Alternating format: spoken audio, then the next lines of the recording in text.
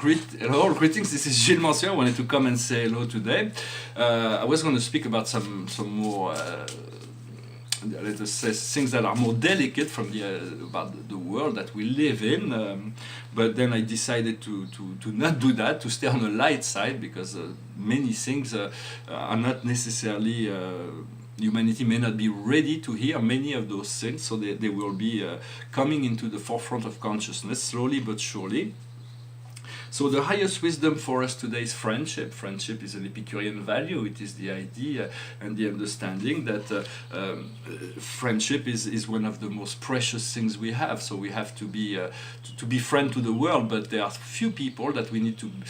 We do not want to have too many friends, for we want to be friendly to everyone. But I think it was Plutarch or Seneca that made some interesting comment on friendship. And so what they explained, the philosophers explain, is that.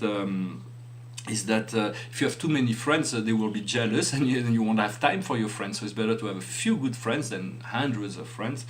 Of course, now we have kind of somewhat a lot of our social life has been absorbed by the websites such as Slavebook or Facebook, or like those like fake.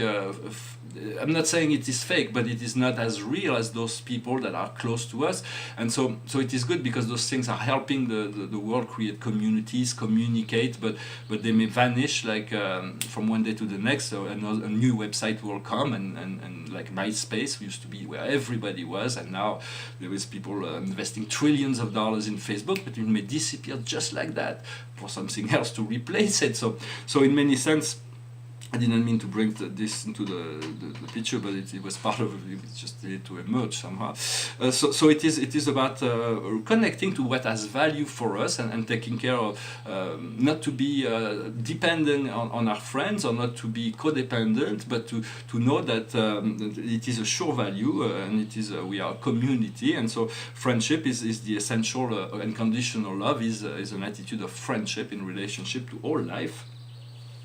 What we need to understand is reconciliation. It is about repairing whatever needs to be repaired, reconnecting to those people that maybe meant something to us that we've lost, but then in many sense some people are companion with us for a time, and then our way parts, and then new people come in. So we have to be open and flexible, for all life is sacred and precious, and everybody is divine, and everybody fulfill its function, whether it is a function to ignite some negative or positive within us. It is all a function that will bring us into harmony eventually. Once we have achieved total peace and serenity, there will be no more triggers within ourselves, and we'll be able to look at the world with true lucidity and serenity, for that is the outcome of the process, to be free from control and from all those negative powers that are being exerted and broadcasted continuously. So in many sense, what we need to do is cheminement, is the assess. It is moving from step to step towards something better, to accept every step, to accept every obstacle in the way. In many sense, God has set up obstacle before us, or our soul. Maybe it's a cooperation of forces that have set that is called karma. And sometimes I feel that God has more faith in me than I have faith in myself. For I have an unlimited faith in God, but God has given me certain power to overcome certain things, and sometimes I keep stumbling upon the same block. And so, but I know if the challenge is before me, that means I have the means by which to overcome it. And the general message for us today is enthusiasm. We should be enthusiastic. We should be looking forward to what is our destiny, to what is coming up. The more we are able to let go of the struggle and the problems of the past, the faster this destiny will come about and in focus for us, so that we can begin to move into a state of grace and gratitude and appreciation for what life can bring to us each and every day. Of course, some days are easier than others. We have to deal with the energies of our day, for it is all self-created. And the key of wisdom for today, from the Akashic record, is the Father. Father is the source code within our DNA, within our memory. This is the one force, the great source of all creation. For it can be also connected to physical Father, to spiritual fathers, such as Adam, or the creators, the constellation Father, the Creator Son, the Master Spirits, the Supreme Being. But in essence, it is the universal Father, the great source of all things, that is present within all being. All personal being have that personality that makes us part of that great creation, that connects us to the Creator. On top of which we have the pre-personal Spirit of God, the I Am Presence, that reside within each and every human being. So beings have, in order to use those connections, those presence, you do not need to you need to recognize that presence and to recognize it in others.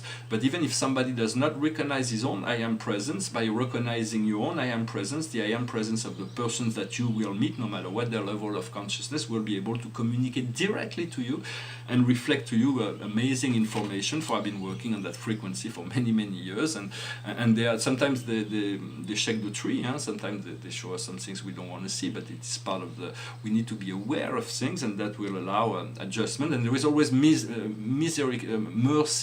in the process of creation. For God may show us all our may show us the darkness, but once we accept and integrate, God shows us that this is nothing. In reality, there is a higher truth that is part of who we are and why we came here, and so to let go of those things. Yet they need to be coming up to the forefront of consciousness in order to be dealt with. For we cannot do the ostrich policy all the time.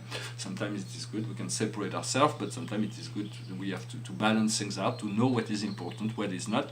I also wanted to speak of a sense that I use often in those videos.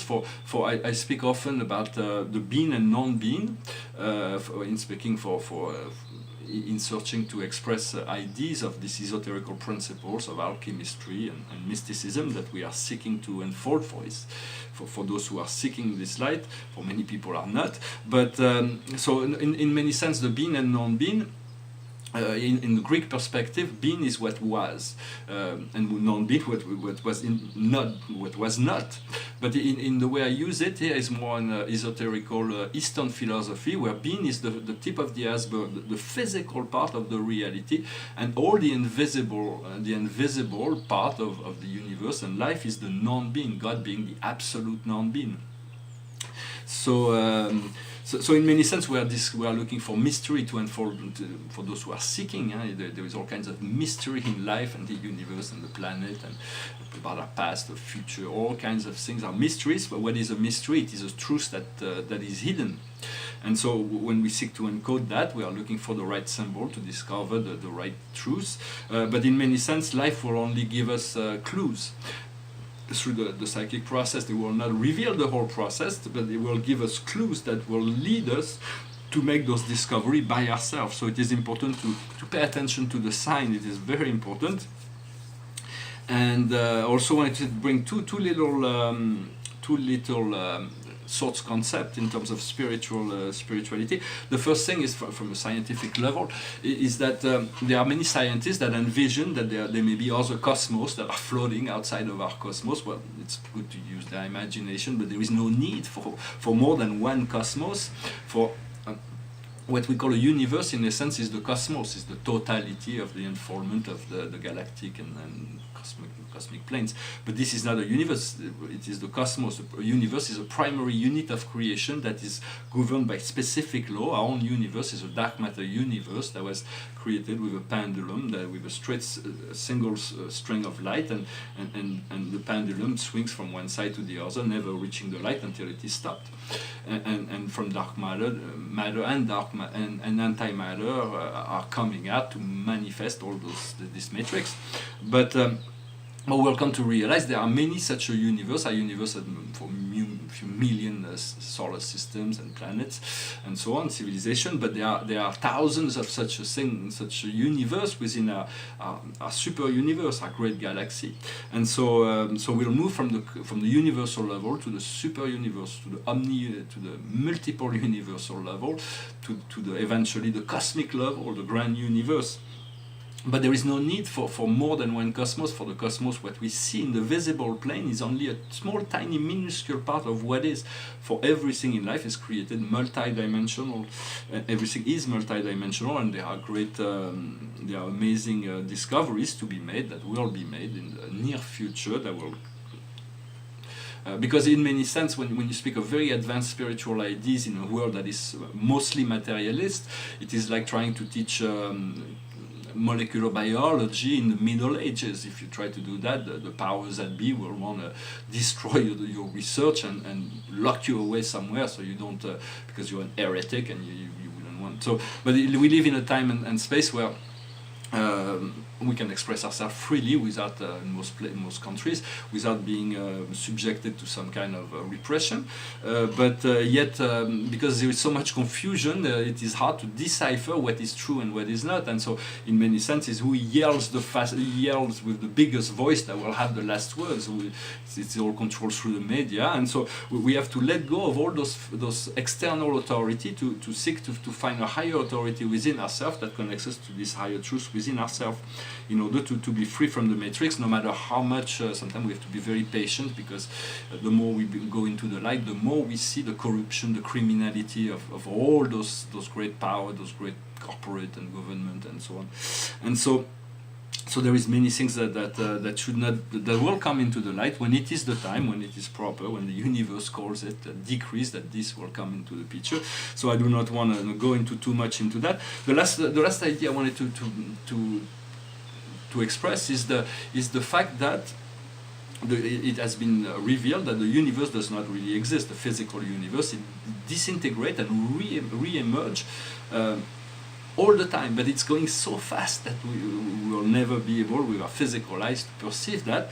And I was listening many years ago to a communication from the Pleiades, from the Pleiades, and they made the calculation, because all those things I'm talking about, I do not have the instrumentation to prove those things, so they're just theories, but in many sense we have to be able to learn to trust the message that are coming from above, and then to try to verify those things. So the ideas was what they express as a thought is that the whole physical universe dematerializes and rematerializes 4 quadrillions of times every second.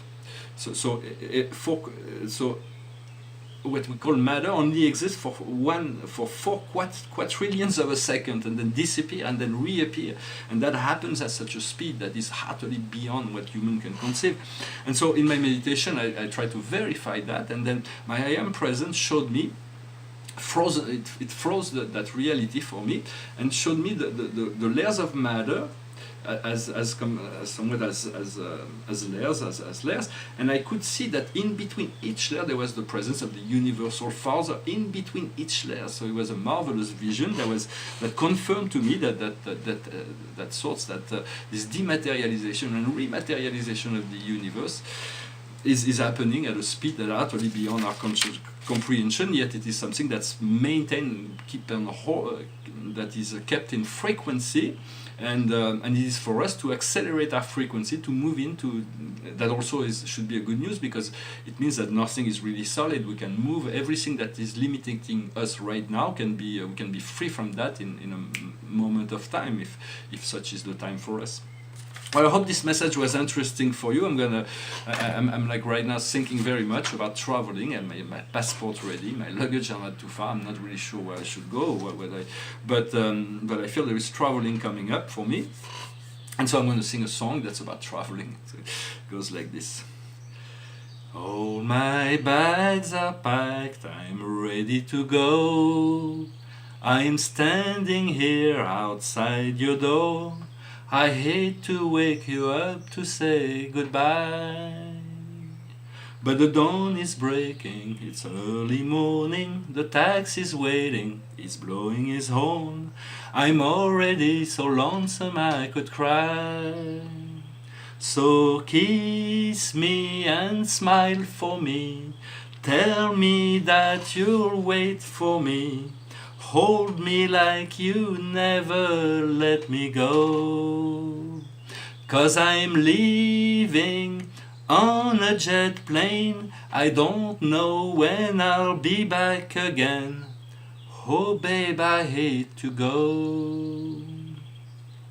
There's so many times I've let you down, so many times I've played around. I tell you now they don't mean a thing. Every place I go I'll think of you, every song I sing I'll sing for you. When I'll come back I'll bring your wedding ring. So kiss me and smile for me, tell me that you'll wait for me, hold me like you never let me go. 'Cause I'm leaving on a jet plane, I don't know when I'll be back again. Oh babe, I hate to go.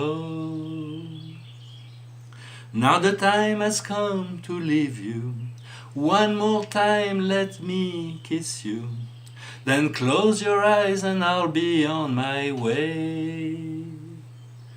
Dream about the days to come, when I won't have to live alone, about the times when I won't have to say,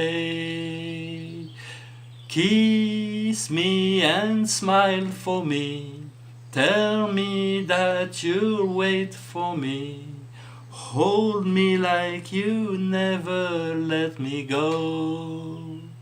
'Cause I'm leaving on a jet plane, I don't know when I'll be back again.